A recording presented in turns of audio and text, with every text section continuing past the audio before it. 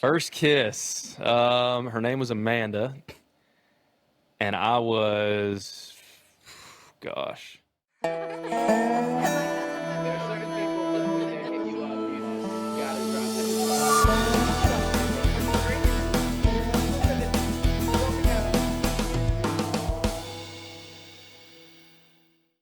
This is Up in Country on 93.7 The Bull. It's powered by V Livecast. I'm your host, Sue Bonzell. Let's get this show started. He has written songs for Garth and Trisha and been on stage with both of them. I am so excited that Mitch Rossell is here. Mitch, how's it going? It's going good. How are you? I am fantastic. So, you've got quite a resume. We have a lot to talk about today. Tell me about connecting with Garth Brooks. The biggest thing in country music. You're writing songs for him and Trisha. How did all of that come about? It's a crazy story. To kind of put it into a nice little bow, I sent him an email. That's how it all started. So wow. I sent it. Yeah, he was cutting songs for his first record back when he came back after his break, and I got a hold of a pitch email and sent him 4 songs. And, wow. And now, so you've written, okay, so we've got this, Ask Me How I Know, #1 song.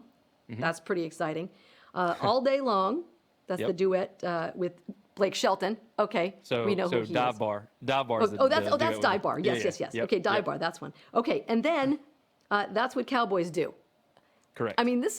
This is so cool. And now, what is that like? It just blows my mind. I'm just a little like starstruck when I'm thinking, oh my gosh, like you're working with Garth Brooks. Like, do you guys like hang out and stuff? Yeah, we do. We we play basketball a good bit and just go for walks on the farm. Just he's always been there for me. He's a really good man. He really is. He's taken on kind of a little bit of a father figure role for me. I lost my dad when I was a kid, and God always has a funny way of bringing good men into your life to help Right. mentor you, whatever it is. And he's just been a great sounding board for life in general. I've gone through a lot of different life changes over the past 5 to 8 years, and he was always there for me every single time, and always had great advice. And so we've become really close, and he's just someone I really admire and respect a lot outside of even the music thing. And then you Right. bring that in, and it's like the guy's a legend. He's the greatest. So Absolutely. pretty amazing. Yeah, it is. And so now you've got a new song that a duet with Trisha Yearwood, Ran Into You. I love this song. And there's one line in it that just struck me, and it was, I ran from God when he got too close. And I'm like, man, Yep. where did that come from? Yeah, I think I'm a runner naturally. I just when I start feeling that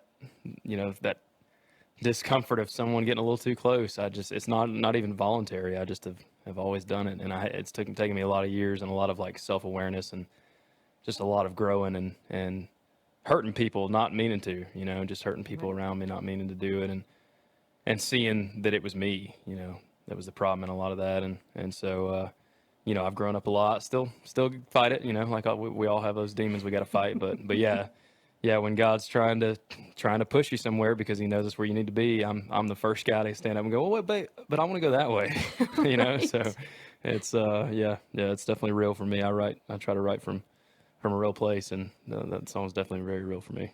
You do. And now you have that song 2020.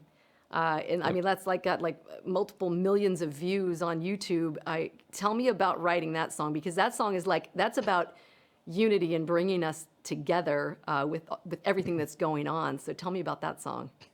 Yeah. That song, man, what a godsend that song was. I had the idea for it back in probably mid 2020, early 2020. I'd have to look in my voice memos to see exactly, but yeah, I had the idea, and I knew it was really neat, but it was something that needed to be written the right way and written really well. And so I sat down with my buddy Dave Turnbull. We write a lot of songs together, and he's a great songwriter. And we started messing with some stuff, and it just didn't, it just wasn't coming out.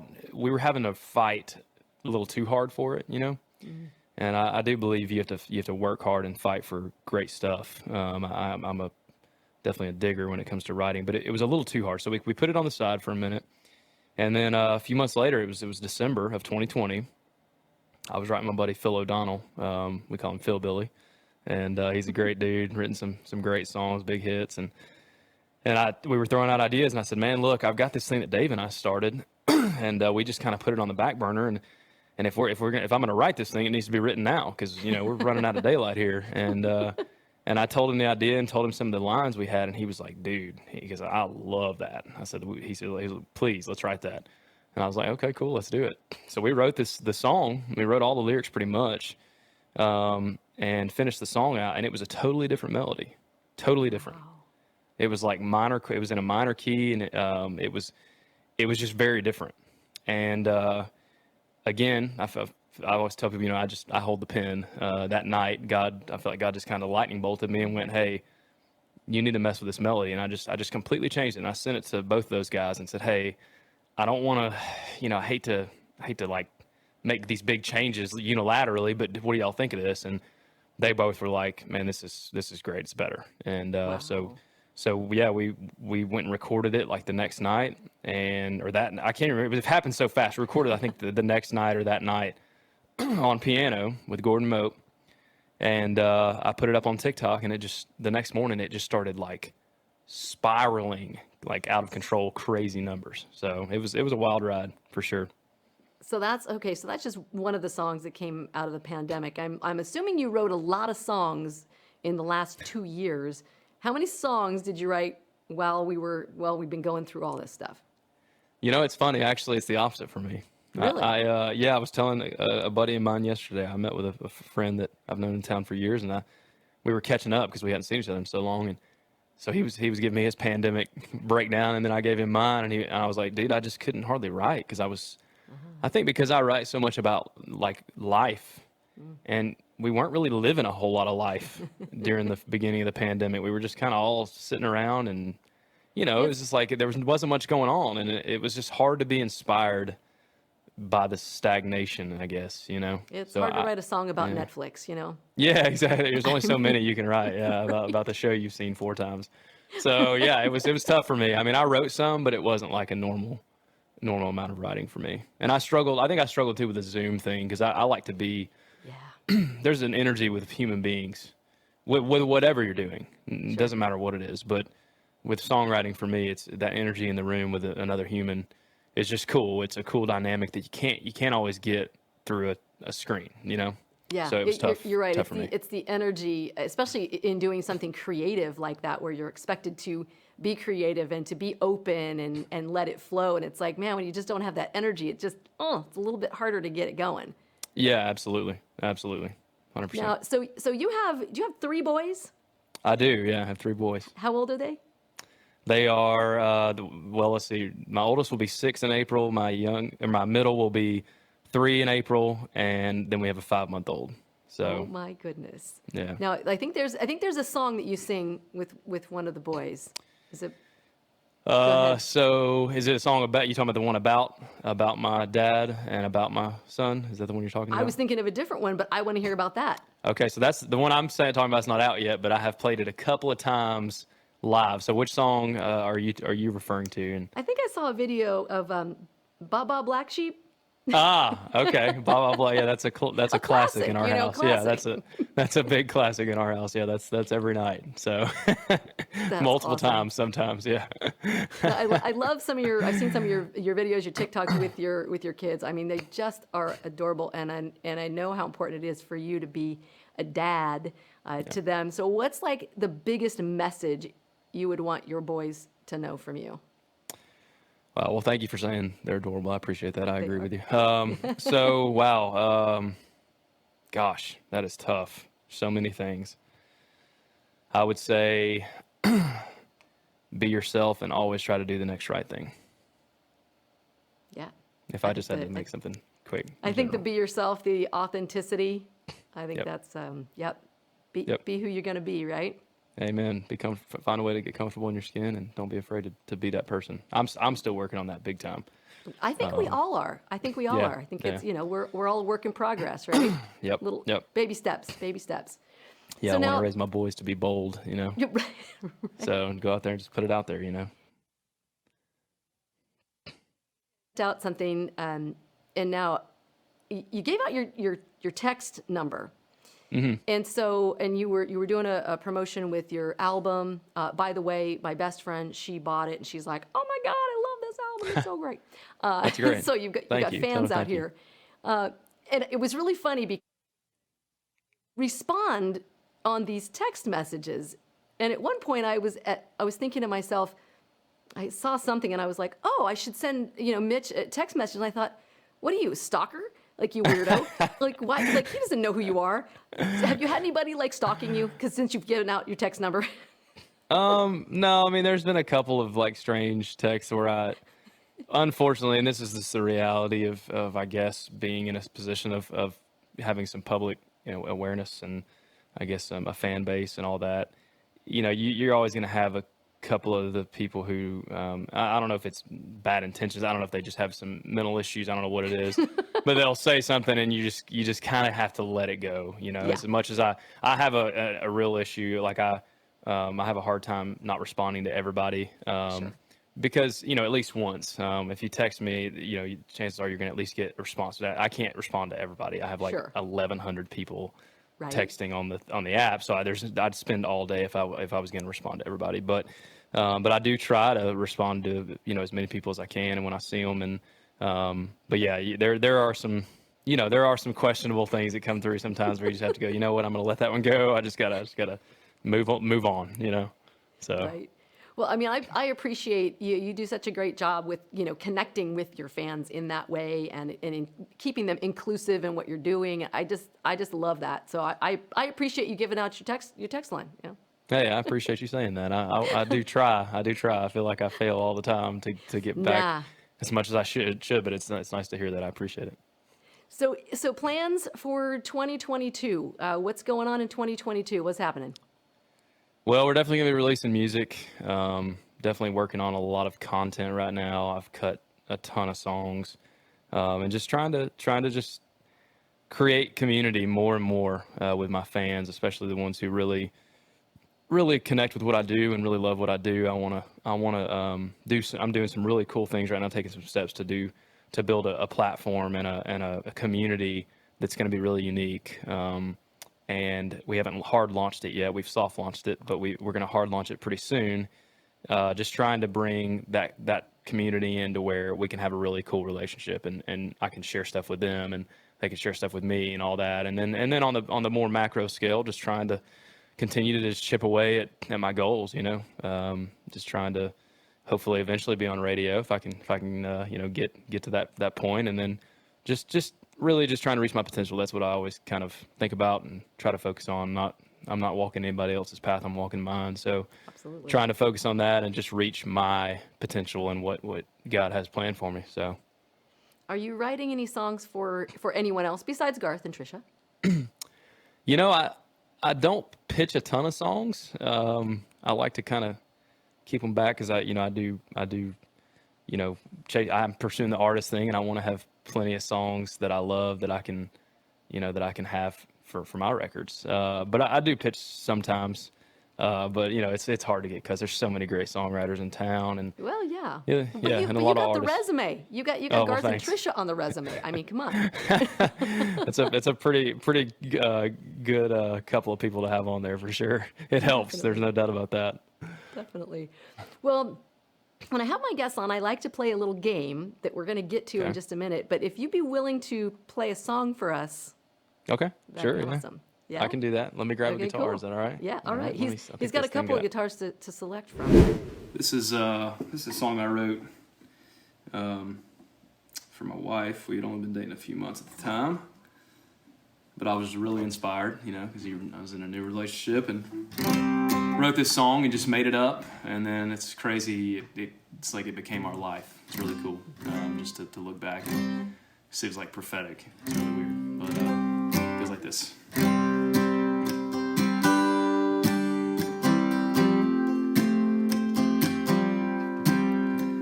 I've never seen Venice or slow danced under Paris lights.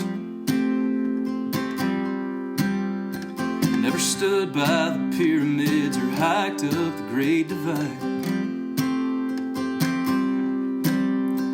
Well, I've never been to Times Square to celebrate the New Year, and I've never seen Willie Nelson live. And if I never get to, that's alright.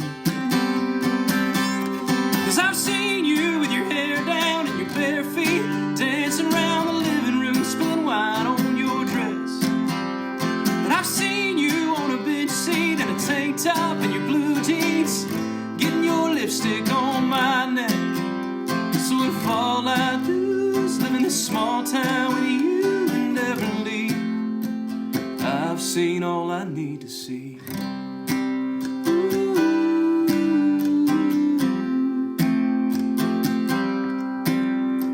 Well, I've never seen Ireland and those green hills that roll for miles.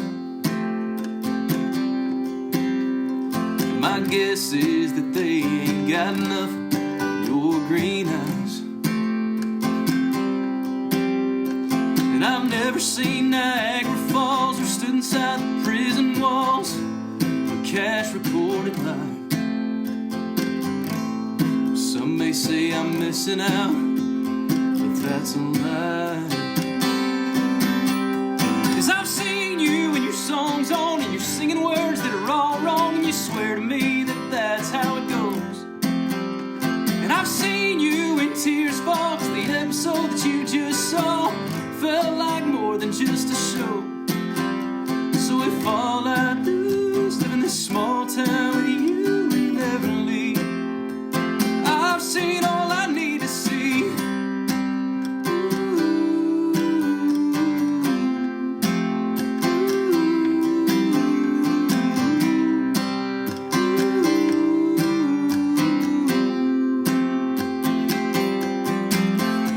Yeah, I've seen you with your hair down and your bare feet, dancing around the living room, spilling wine on your dress. And I've seen you on a bench seat in a tank top and your blue jeans, getting your lipstick on my neck. So if all I do is live in this small town with you and never leave, yeah, that'd be fine with me, 'cause I've seen all I need to see.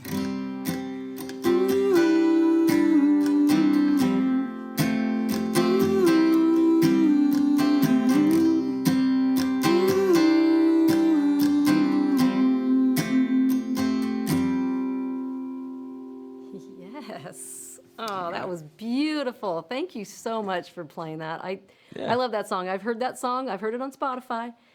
Dig And it. that's one of my favorites. So thank Thank you you. for performing that one. It has such a heartfelt message as well. So I love that. Thank you. I really appreciate it. I'm glad you dig it. I do. All right, you ready to play a game? I think so. I hope Okay, it's I not a am. musical game. Don't worry. We're just gonna Okay, do, all we're just right. gonna do something fun. It's not really a game. So Okay, we're gonna all play right, a sweet. round of firsts. Okay. You ready? Okay. Okay. Here we go. What was your first car? A 1996 Pontiac Firebird. Ooh, the Firebird. Nice. That's right. Yep. Little You were redneck, like- but that's all right. Did your friends make fun of you or anything with their big trucks?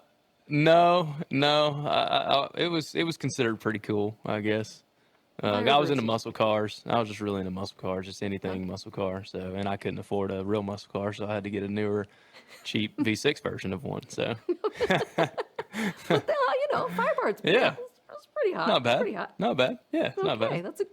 that's a pretty impressive first car. I mean, really. Not bad. Not bad. bad. Yeah. All right. It was. Okay. It was, yeah. First tattoo. It was I've got a bird right here that I got from my dad. And yeah, I think I was like 24, 25, somewhere around in there. Yeah. And how many more after that? Yeah, well, I added on to that like a arm piece, and then I've got over here, and then I've got 2 here. I think that's it. Yeah. Nice. Okay, good. So, yep. I love it. It's kind of it's like a personal question, yeah. but yeah. people want to know, Yeah. I mean, these have been seen in probably pictures if I have a tank top, but I don't think I've ever had anything that showed these. So not that Right. they're like bad. They've just never been seen. So That's cool. Okay, now we know about Mitch's tattoos. Let's see. First car accident. Have you been in one of those? Accident is like, I consider an accident like a full on. I've had a couple of like bumps. You know what I Right. mean? Like little things. I guess. Well, no, I did get. I don't know how I forgot about this. In like a month and a half period, no joke. I had only been in Nashville for like a year or two at the time. I got rear-ended twice on the interstate Really? in like a traffic jam. Yeah, Oh and man. one of the times the car freaking took off and didn't, just like basically left the scene. And so that was pretty crappy. And then the other time they didn't. But yeah, it was within like 60 days of each other. It was crazy. Wow. So Okay, well you yeah. got that out of your system then, right? Yeah, thankfully I've never been anything too serious. Hopefully it stays that way. Yes, exactly. Well, Yeah. good energy around that, right? Yeah, amen. Okay, when was your very first on-stage concert, on-stage performance? Oh gosh.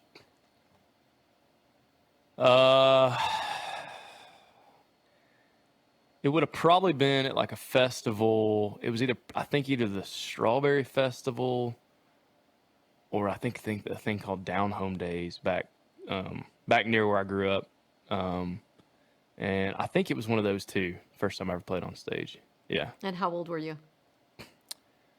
I was probably 20, something like that. 19, 20, somewhere in there. And how was the first performance? Probably, from my perspective, it was probably great.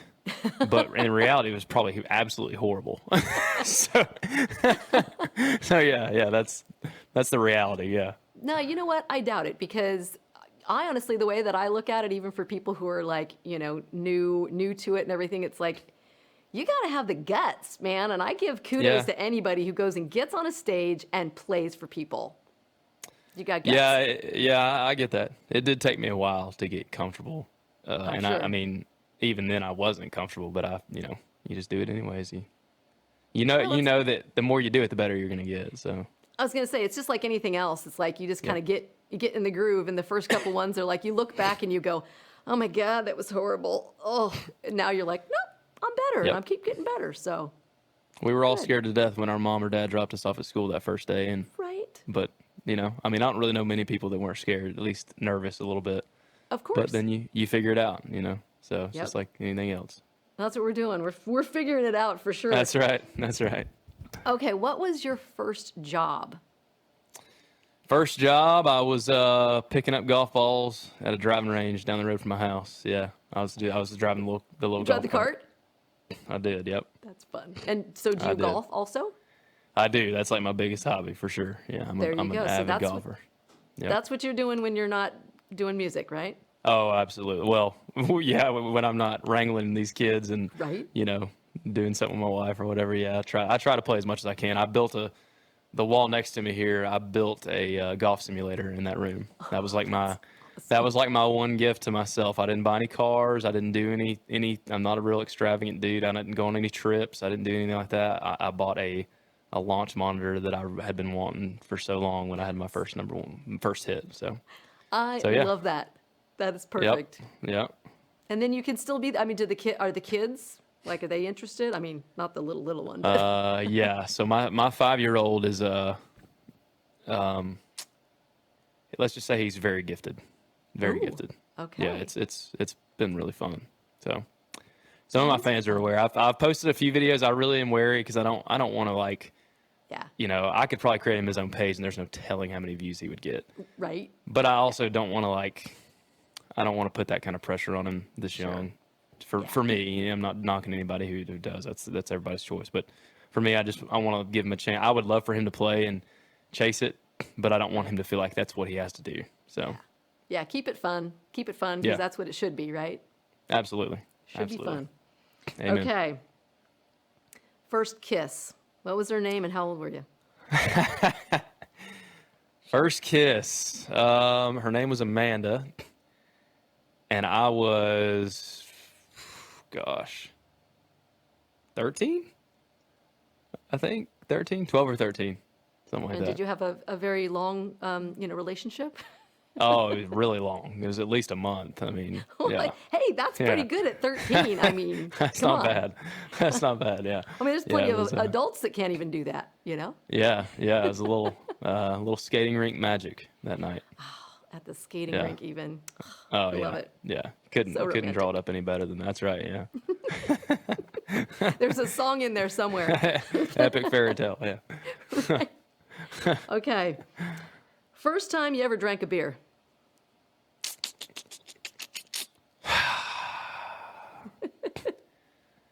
A beer. Or A how beer about was how about a beverage, an alcoholic a beverage? beverage was like, ugh. Well, I guess technically, this is a funny story. You're gonna like this one.